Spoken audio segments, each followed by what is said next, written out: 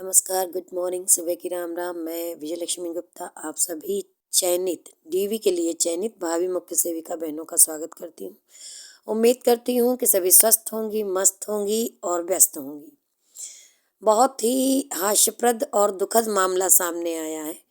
अब आप लोग सोच रहे होंगे कि हास्यप्रद भी है और दुखद भी है, तो आखिर ये मामला कैसा है? काफ़ी इंटरेस्टिंग मामला है, जहाँ डीवी में एक और निवास प्रमाण पत्र के लिए महिलाएं और लड़कियां परेशान हैं, क्योंकि उनसे पिता पक्ष का निवास मांगा जा रहा है और या फिर रिपोर्ट लगवा करके लाने के लिए बोला जा रहा है कि आप संबंधित लेखपाल महोदय से रिपोर्ट लिखवा लाइए कि आपका मूल निवास कहाँ का था, यानी मायके का था।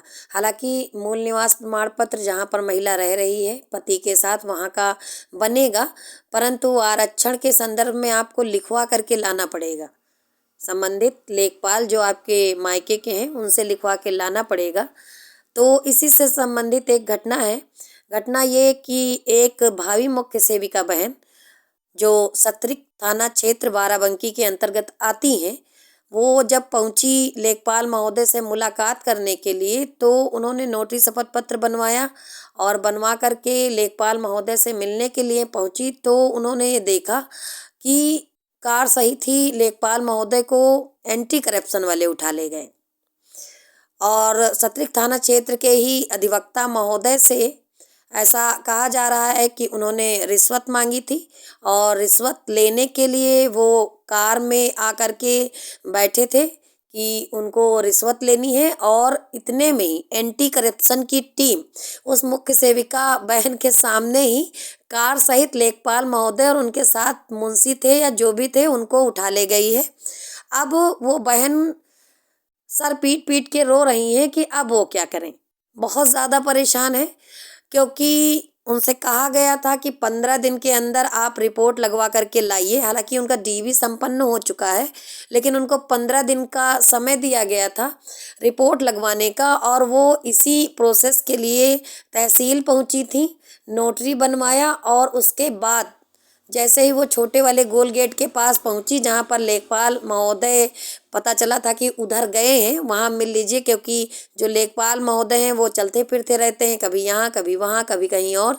तो उनको कुछ लोगों ने बताया कि उधर लेखपाल साहब गए हैं, और जब वो उधर पहुंची तो वहाँ नज़ारा कुछ और था। भारी मात्रा में पुलिसकर्मी आए, एंटी करप्शन वाले आए और कार सहित ही माननीय लेखपाल महोदय को उठा ले गए हैं।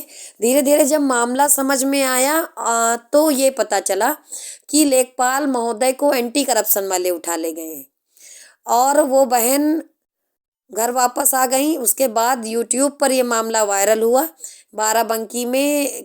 तब उनको समझ में आया कि उनके सामने जो घटना घटी वो आखिर में थी क्या। तो थाना सत्रिक क्षेत्र के जो लेखपाल महोदय हैं, शायद मैं पूरा नाम तो नहीं जानती, और जानती भी हूँ तो लेना नहीं चाहूँगी, उनका मैं फेक नाम ले रही हूँ, पीपक यादव जी को उठा ले गए हैं एंटी करप्शन वाले। और ऐसा ही कई बार होता रहा है। मैं भी कई बार कुछ डॉक्यूमेंट बनवाने के लिए गई। हालांकि अब जो हमारे हलके के लेखपाल महोदय हैं काफ़ी ईमानदार हैं, लेकिन इसके पहले जो लेखपाल महोदय हुआ करते थे माननीय मांगू राम जी, तो मांगू राम जी नाम के अनुरूप ही मांगते रहते थे। ये बात झूठी नहीं है। कई सारे जो लेखपाल हैं वो अपनी छवि खराब कर लिए हैं। मामला सही है या गलत है इसके बारे में मुझे नहीं पता है, बट जानकारी प्राप्त हुई है। इन सब के बीच में वो बहन कह रही हैं कि हमारी किस्मत ही खराब है। तो मैं उन बहन को सांत्वना देना चाहूँगी कि किस्मत नहीं खराब है, 15 दिन का समय है और 2-4 दिन में मामला रफा दफा हो जाएगा, तब आप जाइएगा और रिपोर्ट लगवा लीजिएगा। इस तरह की घटनाएं ये होती रहती हैं बाराबंकी डिस्ट्रिक्ट में। तहसील में हमको लगता है कुछ ज़्यादा ही ये सब है। इसके कुछ दिन पहले भी एक लेखपाल महोदय को एंटी करप्शन वाले उठा ले गए थे, तब भी काफ़ी हो हल्ला मचा था। और इधर ये 3 या 4 महीने के अंदर ये दूसरा केस है। हालांकि इस बार केस ज़्यादा गंभीर हो गया, क्योंकि यूट्यूब पर जब मैंने इसको सर्च किया देखा तो पता चला कि एंटी करप्शन टीम पर भी हमला बोल दिया कई सारे लेखपालों ने मिलकर, और मारपीट भी कर ली है। तो इस सब के बीच में जो मुख्य सेविका बहनें हैं संबंधित क्षेत्र की, वो परेशान है, क्योंकि उनका अब वेरिफिकेशन कौन करेगा, उनका मतलब रिपोर्ट आख्या कौन लगाएगा, इस बात को लेकर के वो परेशान है। तो आप लोग परेशान मत होइए, इसके लिए आपको बाहर नहीं किया जाएगा। 15 दिन का समय दिया है, तो आपकी रिपोर्ट तो लग ही जाएगी।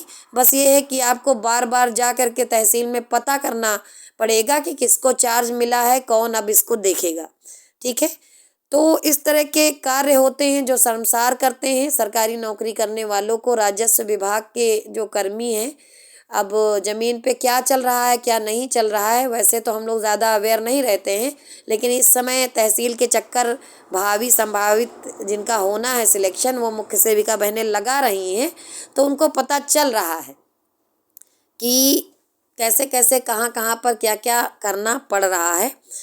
और कुछ बातें हैं, कुछ मुख्य सेविका बहनें अभी भी कन्फ्यूजन में है, कौन सा डॉक्यूमेंट लगेगा कौन सा नहीं लगेगा। तो आप लोग बिल्कुल ना परेशान होइए, आपने जो भी डॉक्यूमेंट हाई स्कूल से लेके स्नातक तक इकट्ठा कर लिए हैं वो, और जो आपके आरक्षण सर्टिफिकेट हैं वो लगाइए और डीवी करवाइए। धन्यवाद।